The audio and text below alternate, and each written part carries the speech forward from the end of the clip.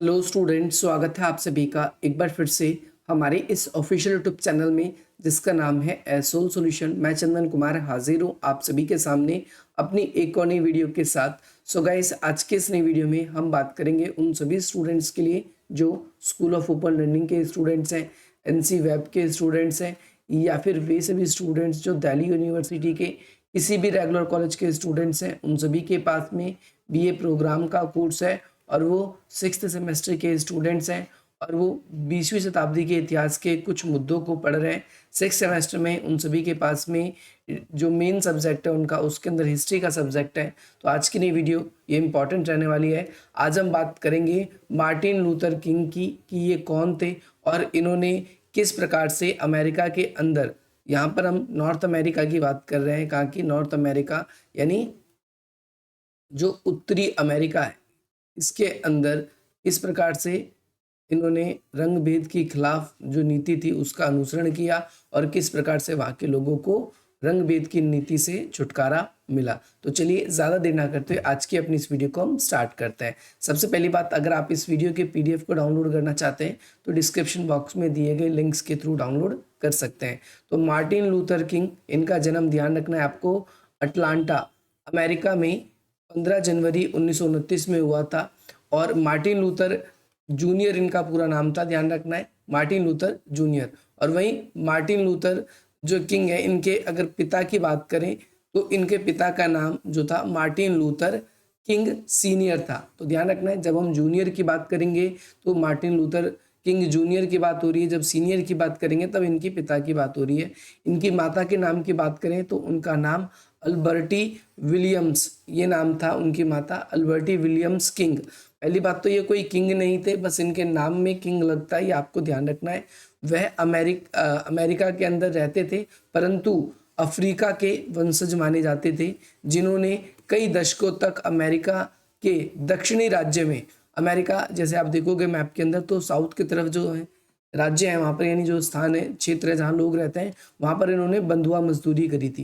ये बंधुआ मजदूरी क्या होती है? बंधुआ मजदूरी का मतलब एक ऐसी मजदूरी जहाँ पर आप परंपरागत रूप से मजदूरी करते हो, आप अपना ऑक्यूपेशन नहीं बदल सकते जब तक आप उनका पुराना ऋण ना चुका दो। ये आपको ध्यान रखना है, इस रूप में काम किया करते थे। और अमेरिकियों ने कभी जो बंधुआ मजदूरी का अंत ना करना चाहे, यानी जो अमेरिका के वाइट पीपल थे उन्होंने चाहता कि कभी भी इनसे बंधुआ मजदूरी खत्म ना करवाई जाए।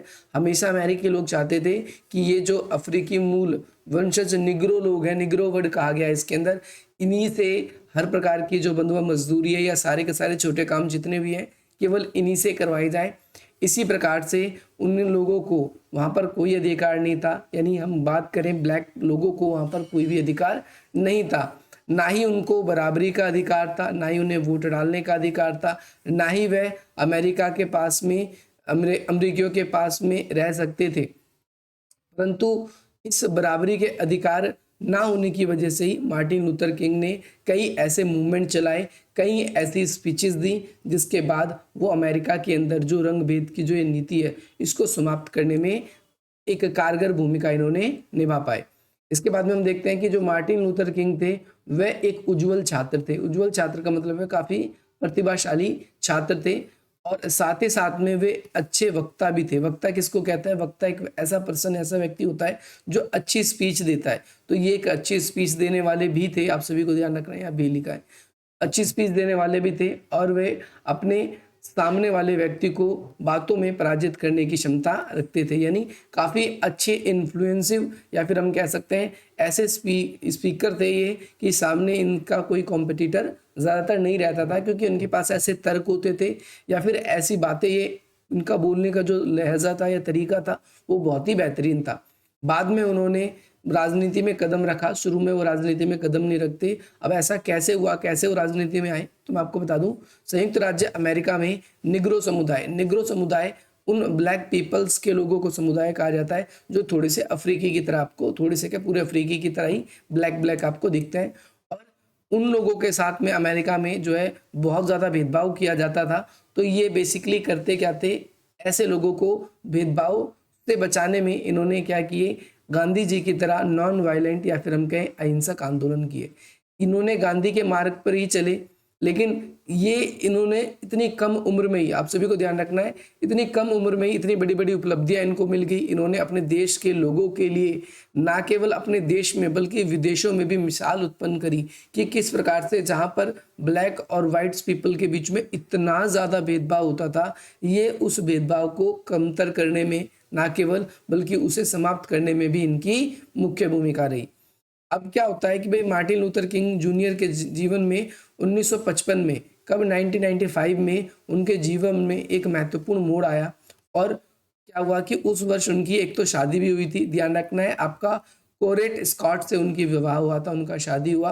और साथ ही साथ में दक्षिणी क्षेत्र में ही, क्या आपको पता है बंधुआ मजदूरी अमेरिका के दक्षिणी क्षेत्र में ही रहते थे, वहीं पर ही करते थे।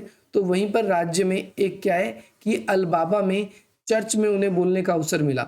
और जब दक्षिण में उन्हें चर्च में बोलने का अवसर मिला तो उन्होंने ऐसी स्पीच दी कि वहां पर जितने लोग थे उन सभी ने उनका क्या किया, एकदम काफी ताली बजाकर उनका सम्मान किया। और साथ ही साथ में लोगों के मन में एक पॉजिटिव चेंज लाने की दिशा में उनकी ओर से एक ये कदम था। उसके बाद में उसी वर्ष हम देखते हैं कि आपका मॉन्टगोमरी, है ना, मॉन्टगोमरी नाम का एक सार्वजनिक बस स्थान था जहाँ पर बस की यात्रा चलती थी। जैसे आज हम भी देखते हैं कि हमारे यहाँ पर भी बस चलती है, और हम देखते हैं कि कुछ सीटें जैसे महिलाओं के लिए रिजर्व होती है। आप मेट्रो में भी देखते हो कुछ सीटें महिलाओं के लिए रिजर्व होती है। ऐसे ही बसों के अंदर क्या था, बस चलती तो थी लेकिन उन बसों के अंदर ब्लैक और वाइट लोगों के लिए क्या था, सीट रिजर्व थी कि जो ब्लैक लोग होंगे वो अलग बैठेंगे और जो श्वेत लोग हैं, जो सफ़ेद लोग हैं, वो अलग बैठेंगे। लेकिन एक महिला थी, ध्यान रखना, जिनका नाम था रोज पार्कर्स। ये क्या करती हैं कि भाई उन्होंने देखा कि भाई वाइट पर्सन की जो सीट है वो खाली पड़ी थी। जैसे आप मेट्रो में ट्रैवल करते हो तो आप देखते हो कि महिला सीट होती है लेकिन कई बार महिला सीट खाली है, तो आप उस जगह पर आकर बैठ जाते हो।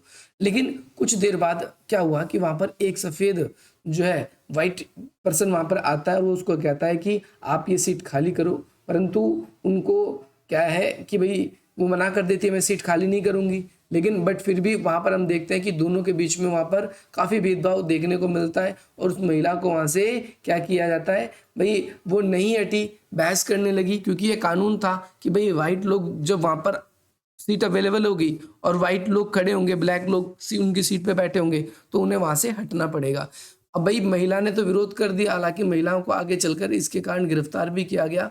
और उस समय ध्यान रखना आपको, ये कानून था कि भाई अफ्रीकी मूल का अफ्रीकी समुदाय का कोई भी जो है वो वाइट लोगों के लिए जो रिजर्व सीट है उस पर नहीं बैठेगा। अगर कोई बैठेगा भी तो तब बैठ सकता है जब वो सीट खाली पड़ी है, लेकिन जब कोई श्वेत आ जाएगा तो उसे वो सीट खाली छोड़कर हटना पड़ेगा, ध्यान रखना आप सभी को।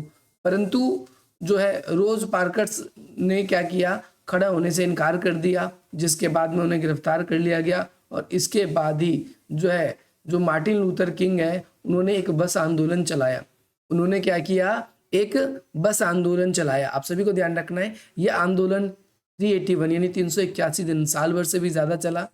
इस सत्याग्रह आंदोलन के बाद में अमेरिका के बस में जो काले और जो सफ़ेद लोगों के लिए अलग अलग सीट रिजर्व थी कि काले लोग अलग बैठेंगे और गोरे लोग अलग बैठेंगे, इस भेदभाव को या फिर ये जो वहाँ पर प्रॉब्लम थी, इस प्रॉब्लम को क्या कर लिया गया, शॉर्ट आउट कर लिया गया। आप सभी को ध्यान रखना है कि भाई काले लोगों के लिए और सफ़ेद लोगों के लिए जो अलग अलग प्रावधान थे सीटों के, उसके समाप्त कर दिए गए।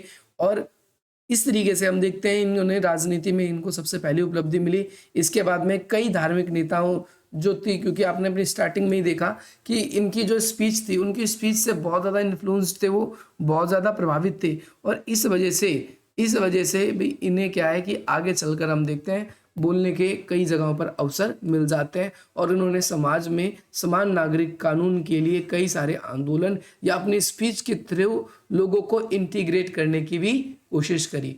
इसके बाद में 1964 में उन्हें क्या किया है, विश्व शांति के लिए सबसे कम उम्र में नोबेल पुरस्कार दिया गया तथा कई अमेरिकी विश्वविद्यालयों ने उन्हें जो है मानद ऐसे लिखेंगे, मानद की उपाधि दी। ध्यान रखना है, अमेरिका के प्रसिद्ध टाइम्स जो पत्रिका है, जो न्यूज़पेपर है, वहां पर उन्हें 1963 में मैन ऑफ द ईयर का पुरस्कार भी दिया गया, ये भी याद रखना है।